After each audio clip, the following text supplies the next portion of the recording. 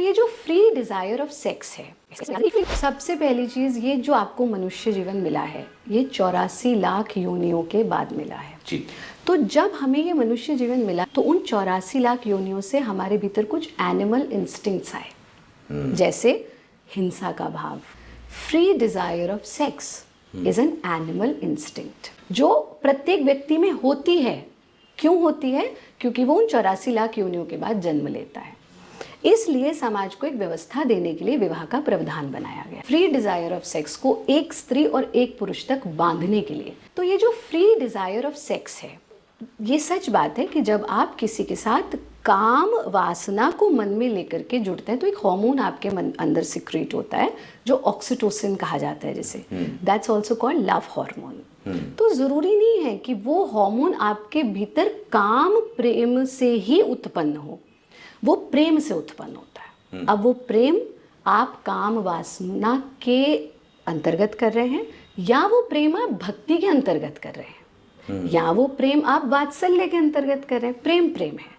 तो ये अवधारणा तो बिल्कुल गलत है। Rather it is a way of transmitting diseases if it is happening. ये तो नई बात मुझे आपके द्वारा पता लगी। अगर ऐसा है तो ये फिर हमारी स्पर्श मेमोरी होती है, ये बहुत महत्वपूर्ण चीज़ है। आप सबसे स्ट्रॉन्ग मेमोरी टच मेमोरी होती है, सबसे स्ट्रॉन्ग मेमोरी। जिसे आपने स्पर्श कर लिया आप उसको नहीं भूल सकते हैं। बिल्कुल सही बात। तो आप कितना गुत्था दिमाग में लेकर कब तक जियोगे भाई? शरीर पता नहीं स्वस्थ रहेगा नहीं रहे, दिमाग खराब हो जाएगा। ये आपको लिखित में दे देते हैं क्योंकि आप इतना मेमोरीज को लेकर के चल रहे हैं।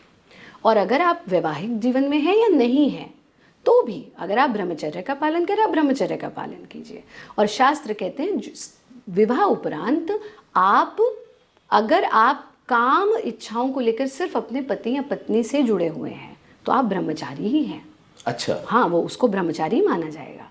लेकिन जब आपकी इच्छाएं इधर उधर अगर डाइवर्ट हो रही हैं तो ये कुछ नहीं है, ये उन एनिमल इंस्टिंक्ट्स पे स्टैंप लगाने का तरीका है और कुछ नहीं है। और इस बहकावे में हमारी नई पीढ़ी को बिल्कुल नहीं आना चाहिए क्योंकि ये जो टच मेमोरीज हैं, आप तो शक्तिपाद की संस्कृति के हैं। गुरु ने यहाँ स्पर्श कर दिया, शक्तिपाद हो गया। तो स्पर्श कितना महत्वपूर्ण है, कितना महत्वपूर्ण है।